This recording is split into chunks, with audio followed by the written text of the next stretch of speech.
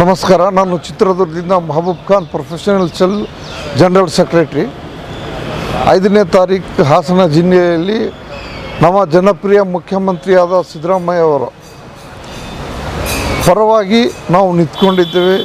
ಅವರು ಕೆಲಸ ಏನು ಅಭಿವೃದ್ಧಿ ಮಾಡಿದ್ದಾರೆ, 2ನೇ ಅವಧಿಯಲ್ಲಿ ಆ ಅಭಿವೃದ್ಧಿ 5 ಯೋಜನೆ ಕಂಪ್ಲೀಟ್ ಅವರು ಕೊಟ್ಟಿದ್ದಾರೆ. ಹಾಗೂ ಅವರ ಮೇಲೆ ಸುಳ್ಳು ಆರೋಪ ಮೂಢ ಕೇಸು ಮಾಡಿದರು.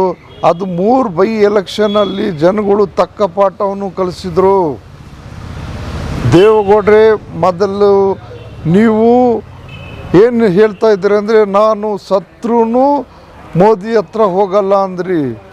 ಈಗ ನಿಮ್ಮ ಮಕ್ಕಳು ಮೊಮ್ಮಕ್ಕಳಿಗೂ ಕರೆಸಿದ್ದೀರ. ಕುಮಾರಸ್ವಾಮಿಯವರೇ, ನೀವು ಹೇಳ್ತೀರಾ ನಮ್ಮ ಮುಸಲ್ಮಾನರು ಓಟು ಬೇಡ ಅಂತೀರಾ. ನಿಮ್ಮ ಬೈ ಎಲೆಕ್ಷನ್ ಬಂದಾಗ ನೀವು ಮುಸಲ್ಮಾನಿಗೆ ಕರೀತೀರ. ಏನು ಮುಸಲ್ಮಾನರು ಬೇಕಾದಾಗ ಬೇಕು, ಬೇಕಾದಾಗ ಬೇಡ ಅಂದರೆ ಮುಸಲ್ಮಾನರು ಅಷ್ಟು ದಡ್ರು ಅಲ್ಲ. ನೀವು ಸೆಂಟ್ರಲ್ ಮಿನಿಸ್ಟರ್ ಆಗಿದ್ದೀರಾ, 2 ಸತಿ ಮುಖ್ಯಮಂತ್ರಿ ಆಗಿದ್ದೀರಾ. ಮಾತಾಡಬೇಕಾದ್ರೆ ಒಳ್ಳೆಯದು ಕೆಟ್ಟದ್ದು ಆಲೋಚನೆ ಮಾಡಿರಿ. ಮುಸಲ್ಮಾನರ ಬಗ್ಗೆ ಏನಾರು ಮಾತಾಡಬೇಕಾದ್ರೆ ನೀವು ಕರೆಕ್ಟಾಗಿ ಮಾಡಿರಿ. ಮುಸಲ್ಮಾನರು ಪಂಚರು ಹಾಕುತ್ತಾರೆ. ಮುಸಲ್ಮಾನರು ರಾಷ್ಟ್ರಪತಿ ಉಪರಾಷ್ಟ್ರಪತಿನೂ ಆಗಿದ್ದಾರೆ. ಸಣ್ಣ ಹುದ್ದೆಯಿಂದ ದೊಡ್ಡ ಹುದ್ದೆಗೂ ಬಂದಿದ್ದಾರೆ. ನಾವು ಸಿದ್ದರಾಮಯ್ಯ ದೇವರಾಜ ಆದ ನಂತರ ಏಕೈಕ ಮುಖ್ಯಮಂತ್ರಿ ಇದ್ದರೆ ಅದು ಸಿದ್ದರಾಮಯ್ಯ ಅವರು. 5ನೇ ತಾರೀಕು ಡಿಸೆಂಬರಲ್ಲಿ ಮುಸಲ್ಮಾನರು ಹಾಗೂ ಎಲ್ಲ ಜನಾಂಗದವರು, ಅಹಿಂದ ವರ್ಗದವರು ಅಲ್ಲಿ ಬಂದು ಯಶಸ್ವಿಗೊಳಿಸ್ತೀವಿ ಅಂತ ನಾನು ಮನವಿ ಮಾಡಿಕೊಳ್ಳುತ್ತೇನೆ. ಎಲ್ಲ ಸಮುದಾಯದಲ್ಲಿ ಬಂದು ಯಶಸ್ವಿಗೊಳಿಸಿ. 5ನೇ ತಾರೀಕು ಹಾಸನ ಜಿಲ್ಲೆಯಲ್ಲಿ ನಮ್ಮ ಜನಪ್ರಿಯ ಮುಖ್ಯಮಂತ್ರಿಯಾದ ಸಿದ್ದರಾಮಯ್ಯ ಅವರ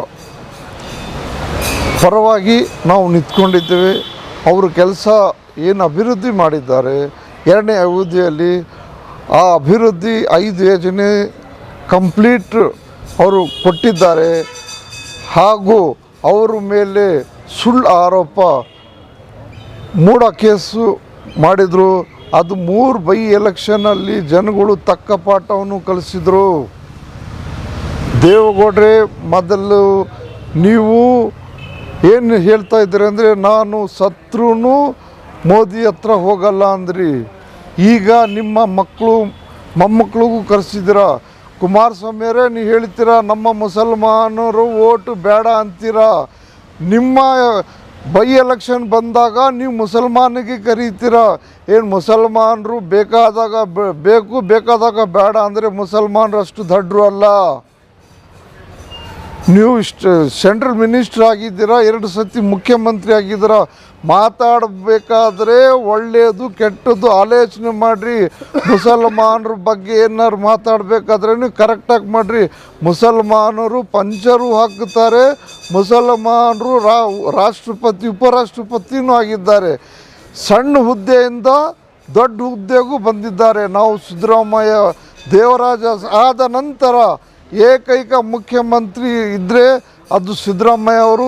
5ನೇ ತಾರೀಕು ಡಿಸೆಂಬರಲ್ಲಿ ಮುಸಲ್ಮಾನರು ಹಾಗೂ ಎಲ್ಲ ಜನಾಂಗದವರು, ಅಹಿಂದ ವರ್ಗದವರು ಅಲ್ಲಿ ಬಂದು ಯಶಸ್ವಿಗೊಳಿಸ್ತೀವಿ ಅಂತ ನಾನು ಮನವಿ ಮಾಡಿಕೊಳ್ಳುತ್ತೇನೆ. ಎಲ್ಲ ಸಮುದಾಯದಲ್ಲಿ ಬಂದು ಯಶಸ್ವಿಗೊಳಿಸಿ. ಜೈ ಹಿಂದ್, ಜೈ ಕರ್ನಾಟಕ.